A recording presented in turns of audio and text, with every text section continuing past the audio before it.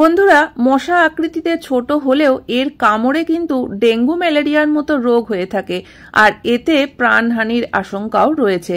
আগে কিন্তু গ্রামাঞ্চলের দিকেই মশার উপদ্রবটা একটু বেশি দেখা যেত। এছাড়াও বছরের একটা বিশেষ সময়ে মানে বর্ষাকালে কিন্তু মশার উৎপাতটা অনেকটাই বেড়ে যেত, কিন্তু এখন গ্রামাঞ্চল থেকে শহর সর্বত্রই মশার উপদ্রব। এছাড়াও এখন শুধু বর্ষাকাল বলে না, এখন কিন্তু সারা বছরই মশার কামড় আমাদের সহ্য করতে হয়। আর এই মশার কামড় থেকে বাঁচতে শরীরের ক্ষতি হবে জেনেও আমরা অনেক টাকা খরচা করে প্রত্যেক মাসেই কিন্তু মশা মারা ধূপ, অল আউট বা কয়েল কিনে আনি, যেগুলো আমাদের স্বাস্থ্যের পক্ষে খুবই ক্ষতিকারক।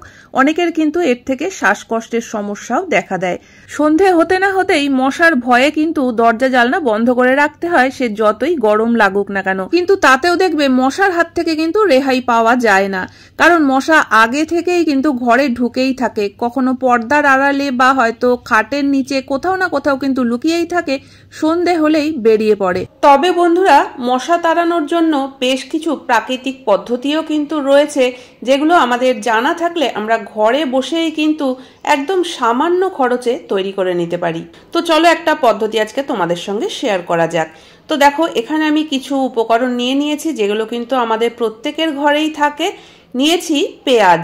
পেঁয়াজ তো আমাদের রান্নাঘরে থাকেই। এছাড়া নিয়ে নিয়েছি একটু চা পাতা, আর নিতে হবে কিছু শুকনো নিম পাতা। এখানে কিন্তু কাঁচা নিম পাতা নিলে হবে না, শুকনো নিম পাতা নিয়ে নিতে হবে এক মুঠো, আর নিতে হবে কর্পূর। তো দেখো, এখানে যে আমি একটা পেঁয়াজ নিয়েছিলাম, সেই পেঁয়াজটা কিন্তু আমাদের পুরো লাগবে না। বড় পেঁয়াজ হলে তার 4 ভাগের 1 ভাগ নিতে হবে। তো এখানে দেখতেই পাচ্ছ আমি পেঁয়াজের থেকে কিন্তু একটা ছোট্ট টুকরো কেটে নিয়েছি, আর পেঁয়াজের এবার উপরের খোসাটাকে আমি ছাড়িয়ে নিচ্ছি। তো এই যে টুকরোটা নিয়েছি, এটাকে কিন্তু আমরা একটা গ্রেটার দিয়ে ভালো করে গ্রেট করে নেব। তবে বন্ধুরা, এই জিনিসটা তৈরি করার আগে একটা জিনিস একটু খেয়াল রাখতে হবে। দেখবে কিছু পেঁয়াজ আছে, সেই পেঁয়াজের ঝাঁঝটা খুবই কম থাকে, আবার কিছু পেঁয়াজে ভীষণই ঝাঁঝ হয়। তো এরকমই একটা ঝাঁঝালো কিন্তু পেঁয়াজের টুকরো নিতে হবে। তো এখানে আমি পেঁয়াজের টুকরোটাকে গ্রেট করে নিচ্ছি।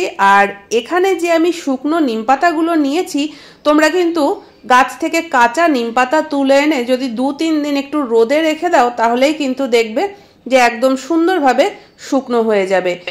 তো নিম পাতাটা কতটা ভালোভাবে শুকিয়েছে সেটা কিন্তু তোমরা দেখলে বুঝতেই পারছো, যে আমি হাত দিয়ে চাপ দেওয়াতেই কিন্তু পাতাটা একদম গুঁড়ো গুঁড়ো হয়ে যাচ্ছে।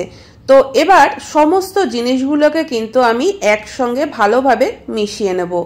তো এখানে কিন্তু পেঁয়াজ গ্রেট করা রয়েছে, তার সঙ্গে চা পাতা, আর নিয়ে নিয়েছি নিম পাতার গুঁড়ো। তো 3টে জিনিসকে খুব ভালোভাবে মিশিয়ে নিচ্ছি। প্রত্যেকটা জিনিসেরই কিন্তু একটা আলাদা স্মেল রয়েছে। পেঁয়াজের যেমন একটা উগ্র ঝাঁঝ বা গন্ধ রয়েছে, সেরকম নিম পাতারও কিন্তু একটা নিজস্ব গন্ধ রয়েছে। এই তেতো গন্ধ বা পেঁয়াজের এই যে ঝাঁঝ গন্ধ, এইসব মিলেমিশে যে গন্ধটা তৈরি হবে, সেটা কিন্তু মশারা একদমই সহ্য করতে পারবে না। তো এর মধ্যে কিন্তু আমরা আর একটা জিনিস মেশাবো, সেটা হচ্ছে কর্পূরের গুঁড়ো। তো এখানে আমি একসঙ্গে কর্পূরের গুঁড়োটা মেশাতে ভুলে গিয়েছিলাম, তো আমি এখন কর্পূরের গুঁড়োটা উপর থেকে মিলিয়ে দিচ্ছি। আর এখানে আমি যে জিনিসটা তৈরি করেছি, সেটাকে আমি 2টো ভাগ করলাম। তো এটা কেন ভাগ করে রাখলাম সেটা বলছি। প্রথমে দেখো, আমি কর্পূরের গুঁড়োটাকে ভালোভাবে এর মধ্যে মিশিয়ে দিচ্ছি।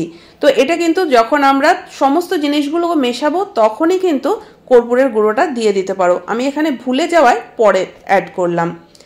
তো দেখো, এখানে আমি 2টো ভাগ করে রাখলাম। আর এবার এখানে নিয়ে নিয়েছি একটা মাটির প্রদীপ। তো একটা ভাগ আমি এই মাটির প্রদীপের মধ্যে দিয়ে দিলাম। আর এবার এই প্রদীপটাকে কিন্তু জ্বালাতে হবে। তো সেই কারণে আমি উপর থেকে বেশ কিছুটা সর্ষের তেল দিয়ে দিলাম, যাতে এই প্রদীপটা আমরা জ্বালাতে পারি। আর প্রদীপটা জ্বালানোর জন্য এর মধ্যে অবশ্যই একটা সলতে তো দিতেই হবে। তো বন্ধুরা, আমি যে আর একটা ভাগ রেখে দিয়েছি, সেটা কেন রাখলাম তোমাদেরকে বলছি। আমি একবারে একটু বেশি বানিয়ে নিলাম, যদি প্রয়োজন হয়, মশা খুব বেশি হয়, তাহলে যাতে 2টো প্রদীপ আমরা জ্বালাতে পারি। আর যদি খুব বেশি প্রয়োজন না হয়, একটা প্রদীপে কাজ চলে যায়, তাহলে আর একটা যে ভাগ রয়েছে, সেটা কিন্তু আমরা পরের দিনের জন্য রেডি করে রেখে দিলাম। আমরা যখন রান্নাঘরে রান্না বান্না করি বা বাসন মাজি, তখন কিন্তু খুবই মশা কামড়াতে থাকে। তো এরকম একটা প্রদীপ কিন্তু তখন রান্নাঘরে রেখে দিতে পারো কাজ করার সময়, বা আমরা যখন ডাইনিং টেবিলে বসে খাওয়া দাওয়া করি তখনও কিন্তু এই একটা প্রদীপ যদি জ্বালিয়ে রাখা যায় তাহলে কিন্তু খেতে বসে মশার কামড় খেতে হবে না। প্রতিদিন সন্ধেবেলার দিকে যদি আমরা এরকম একটা বা দুটো প্রদীপ জ্বালিয়ে রাখতে পারি ঘরে, তাহলে কিন্তু মশার কামড় আর খেতে হবে না।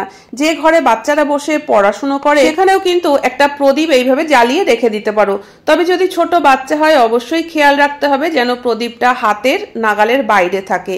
তো এইভাবে আমরা এই প্রদীপটা জ্বালিয়ে কিন্তু মশার কামড়ের হাত থেকে নিজেদেরকে বাঁচাতে পারি।